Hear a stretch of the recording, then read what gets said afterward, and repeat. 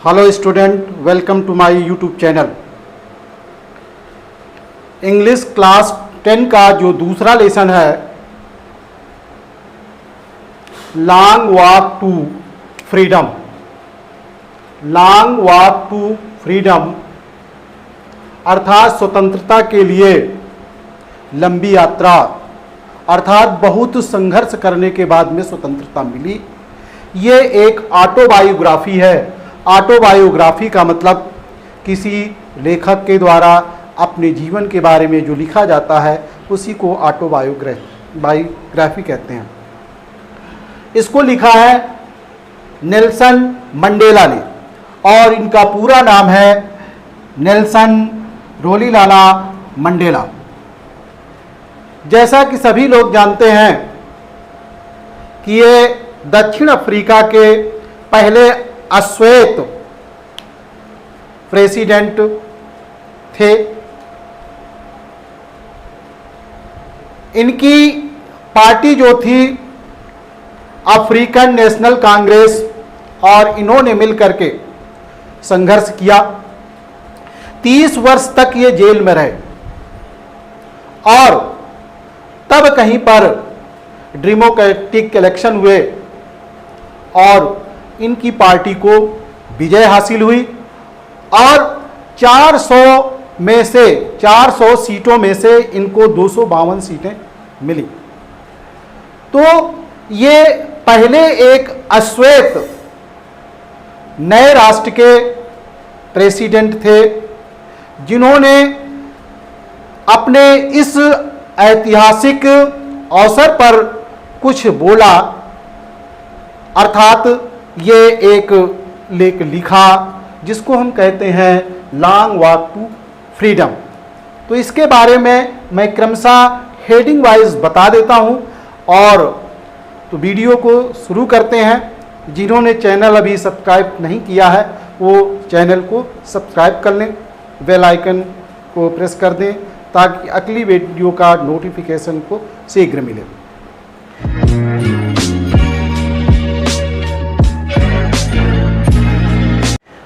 देखिए, मुख्य शब्द है अपार्टाइड। इसका मतलब है, ये मुख्य शब्द है अपार्टाइड। इसका मतलब है a political system that separate people according to their race. जाति रंग भेद के आधार पर एक ऐसा राजनीतिक सिस्टम जो लोगों को अलग करता है, जिससे ब्लैक स्किन वाले हैं वो अलग, गोरे जो हैं अलग, दोनों को अलग करता है। उसी को हम, उस सिस्टम को हम क्या कहते हैं? अपार्टाइड। यह अक्सर पूछा जा सकता है, यह आता भी रहता है पेपर में, तो ये ध्यान देना है। अब पहली हेडिंग है ऑग्रेशन डे एंड प्लेस। ऑग्रेशन डे अर्थात कौन सा था शपथ, ये जब प्रेसिडेंट जब कि शपथ लेना था तो कौन सा दिन था? 1994 में पहले डेमोक्रेटिक इलेक्शन दक्षिणी अफ्रीका में हुए थे जिसमें इनकी पार्टी को विजय हासिल हुई थी। 10 मई का वो दिन था 1994 को। मौसम बिल्कुल साफ था, खिली हुई धूप थी, सुहावना मौसम था और इस लेखक को शुभकामना देने के लिए बड़ी संख्या में लोग, जो राजनीतिक लीडर थे, जो सम्माननीय गण थे, वे इसको शुभकामना देने के लिए आए थे। और ये जो है एक ऐसे स्थान पर हुआ था जिसको कहते हैं एमपी थिएटर, यूनियन बिल्डिंग। इसका पूरा है MP theatre form by union building. ये एक खुला गोलाकार, जैसे कोई स्टेडियम हो गोलाकार हो, तो ये एक गोलाकार एमपी थिएटर एक स्टेडियम टाइप का होता है, अर्थात खुले स्थान पर जो ये शपथ समारोह का दिन था वो हुआ। तो ये मैंने बताया ऑग्रेशन डे एंड प्लेस। तो ये तुम्हें याद रखना है 10 मई 1994 को।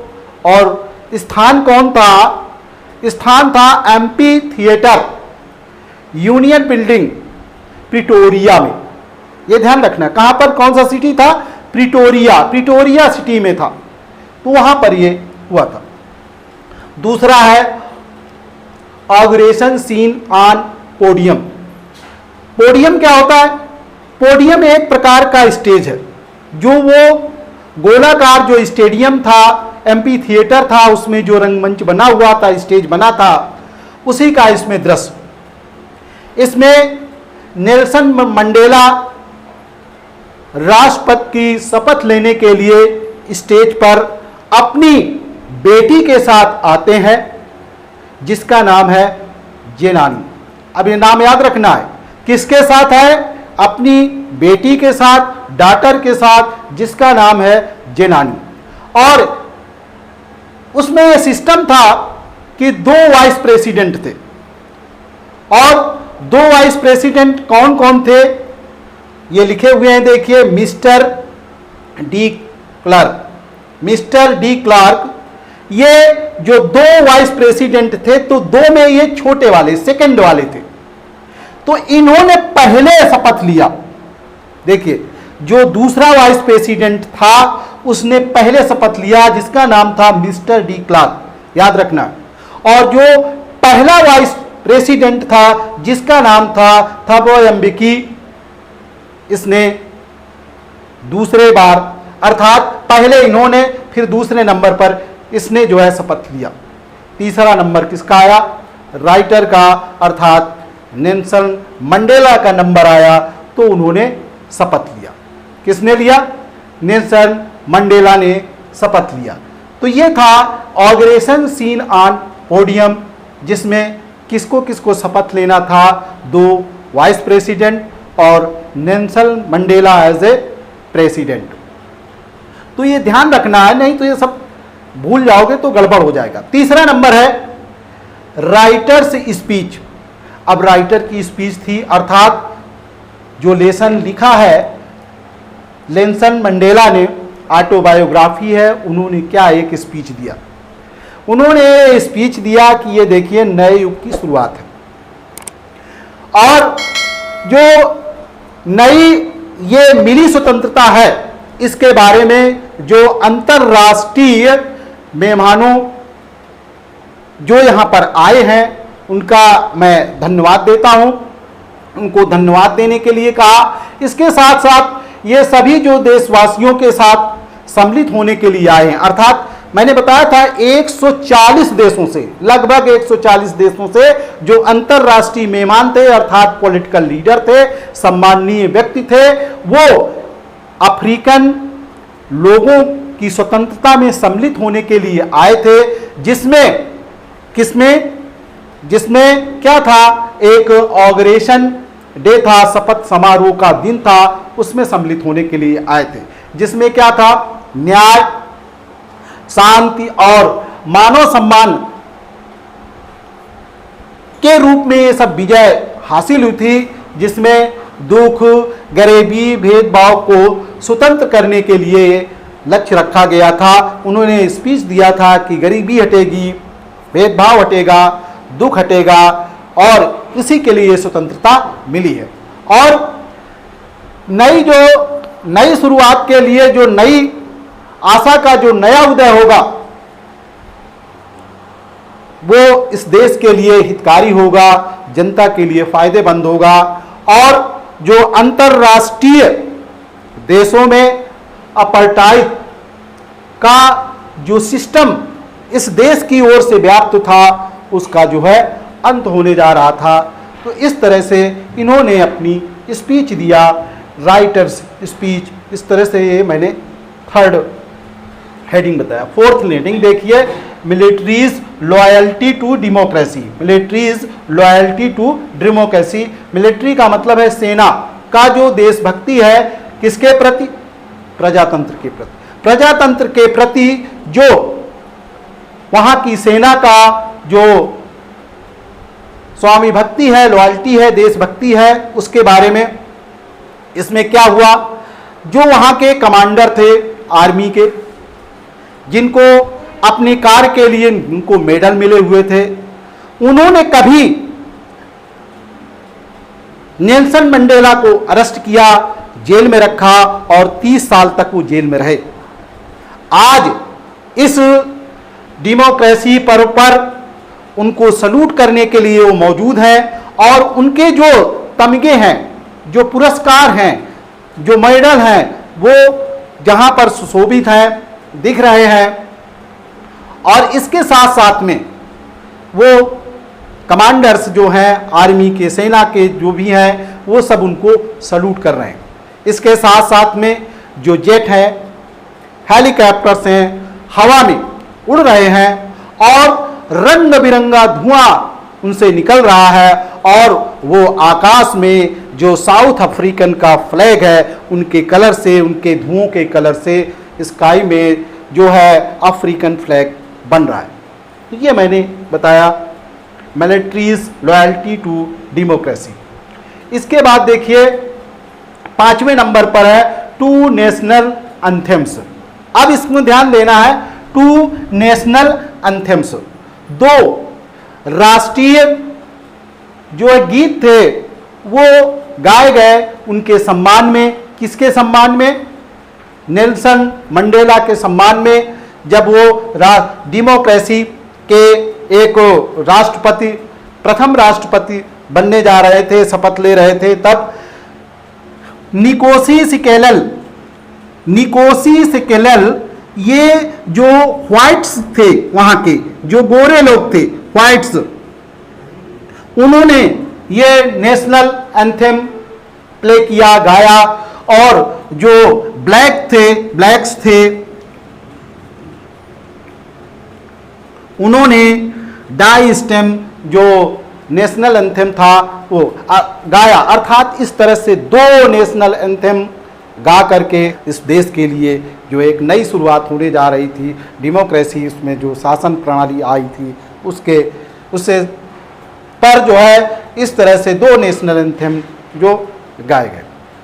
अगला नंबर है थॉट ऑफ राइटर, लेखक का जो है विचार। अब लेखक का विचार क्या है? इस दिन लेखक ने इतिहास के बारे में सोचा। ये सोचा था कि पहले दशक का मतलब ये 1994 से 2002 तक शायद बने थे, तो क्लियर नहीं मुझे मालूम है, लेकिन ये तो मालूम है कि 1994 को 10 मई को इनका शपथ समारोह हुआ था, अर्थात प्रेसिडेंट के रूप में इन्होंने शपथ लिया था। तो इसमें क्या है, इस दिन लेखक ने इतिहास के बारे में सोचा था कि पहले दशक में जो दक्षिण अफ्रीका के जो व्यक्ति हैं और जो अन्य व्यक्ति हैं, 2 तरह के जो हैं, जो उनमें आपस में भेदभाव है वो समाप्त हो जाएगा और उन्होंने अपने श्रेष्ठता के सिस्टम को बना लिया। अर्थात ना यहाँ पर कोई काला न गोरा दिखाई देंगे, लेकिन आपस में एकजुटता रहेगी, एक समरूपता रहेगी। और क्या हुआ, अब यह व्यवस्था बनी कि जो सभी लोगों के अधिकारों और स्वतंत्रता के लिए पहचानी जाती थी। अर्थात वहां पर काला हो या गोरा हो, श्वेत या अश्वेत कोई भी हो, समानता का अधिकार और स्वतंत्रता का अधिकार दोनों व्यक्तियों का है। ऐसा उन्होंने जो है उनका विचार था। सैक्रिफाइस ऑफ पैट्रियट्स, अर्थात यहां पर जो देशभक्त ने बलिदान दिया उसके बारे में बात करते हैं। सैक्रिफाइस ऑफ पैट्रियट्स, इसमें क्या है, इसमें यह है कि हजारों व्यक्तियों ने अपनी कुर्बानी दी, तब जाकर के ये शुभ दिन आया। महिला पुरुष कोई भी हो, सभी ने अपनी कुर्बानियां दिया और लेखक को इन सब का निचोड़ माना जाता है कि बहुत से जो थे अपना जीवन बलिदान करने के बाद अब इस शुभ दिन को देखने के लिए रहे नहीं, तो उसे इस बात का दुख है राइटर को कि वो उनको धन्यवाद नहीं दे सका, जो रंग भेद की नीति के खिलाफ जो हमेशा लड़ते रहे, जो अब नहीं रहे। और उनका जो ये संघर्ष था बहुत दिनों तक चलता रहा। उनके साहस को बारे में बताया, किस तरह से वो साहसी थे कि जैसा कहा जाता है साहस हमेशा बना रहना चाहिए, डर जो होता है डर के आगे ही हमेशा जीत होती है। और ये कहा कि जिस तरह से ये हमारे देश के कुर्बानी देने वाले देशभक्त थे, वो हमारी देश की खनिज पदार्थ से और हमारे देश में जो रत्न हैं उनसे कहीं ज़्यादा ये श्रेष्ठ है। जबकि उसने बताया ये धनाढ्य है, दक्षिण अफ्रीका मिनरल में, रत्नों में धनाढ्य है, लेकिन उससे भी बढ़कर के धनाढ्य इनको माना जो पैट्रियाट्स हैं, इनके बारे में राइटर ने कहा। नेचुरल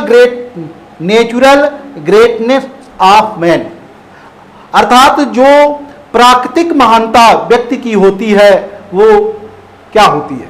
देखिए, कोई भी व्यक्ति जन्म से घृणा करने वाला नहीं होता, अर्थात जन्म से वो घृणा करता हुआ पैदा नहीं होता है।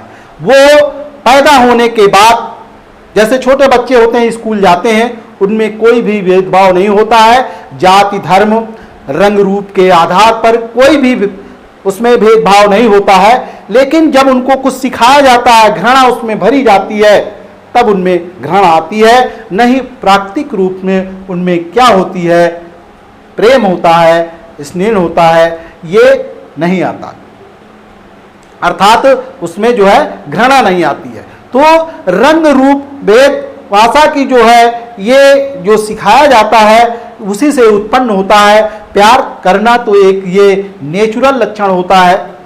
जिस तरह से राइटर के एक उदाहरण देता है कि जब ये जेल में थे तब जो एक गार्ड था तो उसके मन में कहीं पर एक अच्छाई छिपी हुई थी, दयालुता छिपी हुई थी, जिसको राइटर ने महसूस किया था कि उसमें एक मानवता है, ऐसा उसने महसूस किया था। नेक्स्ट नंबर है टू ऑब्लिगेशंस। टू ऑब्लिगेशन का मतलब दो उत्तरदायित्व, टू रिस्पॉन्सिबिलिटी। देखिए, लेखक को कोई भी हो अपने परिवार, अपने समाज और देश के प्रति लगाव होता है। उसी तरह से लेखक को इन दोनों कर्तव्यों को पूरा करने में काफी कठिनाई आई थी और वह इसलिए ऐसा हुआ कि दक्षिण अफ्रीका में जो काले लोग थे, काले व्यक्ति थे, उनको मनुष्य के रूप में अगर वो रहता तो उसको सजा दी जाती थी। अर्थात जिस श्रेणी में, जिस कबीले में है उसी स्तर का रहे, उससे बढ़ न पाए या तो उसको सजा दी जाती थी, उसको परिवार से अलग किया जाता था। जबकि राइटर ये चाहता था कि उसके परिवार को उसके कर्तव्यों के प्रति पूरा करने की पूरी अनुमति दी जाए, जबकि उसको अनुमति नहीं मिलती थी। जैसा पढ़ने लिखने की और जो रीति रिवाज हैं उनको मनाने की, ऐसा उसके साथ में नहीं होता। तो इस तरह से वो अपने परिवार के साथ जो उसका उत्तरदायित्व था उसको वो नहीं कर पाया। लास्ट है डिफिनीशन ऑफ फ्रीडम। स्वतंत्रता की परिभाषा लेखक ने अपने अनुसार क्या बताया। लेखक ने ये बताया कि देखिए, लेखक ये कहता है स्वतंत्रता पैदा नहीं की जाती है। स्वतंत्रता, लेखक का कहना यह था कि वो एक स्वतंत्र पैदा हुआ है। वह स्वतंत्र होने की भूख के साथ पैदा नहीं हुआ था। वो अपने माता पिता की आज्ञा का पालन करना चाहता था और अपने कबीलों में जो रीति रिवाज थे उनको मनाने में उसे स्वतंत्रता मिले, तभी वो स्वतंत्रता मानी जाएगी। परंतु उसे ये महसूस हुआ कि उसकी जो स्वतंत्रता है वो एक भ्रम है, अर्थात उसको स्वतंत्रता मिल नहीं पाई है। जिस तरह से विद्यार्थी कॉलेज जाते हैं, स्कूल जाते हैं, उसी तरह से वो चाहता था उसको स्वतंत्रता मिले, और जो पारिवारिक कबीले के जो रीति रिवाज हैं उसको मनाने की स्वतंत्रता मिले। जिस तरह से जोहान्सबर्ग में युवा लोग पढ़ने जाते हैं उसी तरह से उसको पढ़ने की स्वतंत्रता मिले और उसके परिवार को रोजी रोटी की स्वतंत्रता की भी चाहत थी, अर्थात इस तरह की भी उसको स्वतंत्रता मिले कि वो अपने परिवार और अपने लिए रोजी रोटी की व्यवस्था कर सके, ऐसी उसको स्वतंत्रता मिले। तो इस तरह से ये लेसन काफ़ी बड़ा था जो मैंने एक विस्तृत रूप से समरी बताया। अगर इसको मैं और विस्तार से बताता तो बहुत बड़ा इसमें समय लग जाता, क्वेश्चन भी इसमें मैं पुटअप करना चाहता था लेकिन वो हो नहीं पाया। तो इस तरह से मैंने ये बताया। तो वीडियो को लाइक करिए, कमेंट करिए, शेयर करिए। Thank you for watching my video.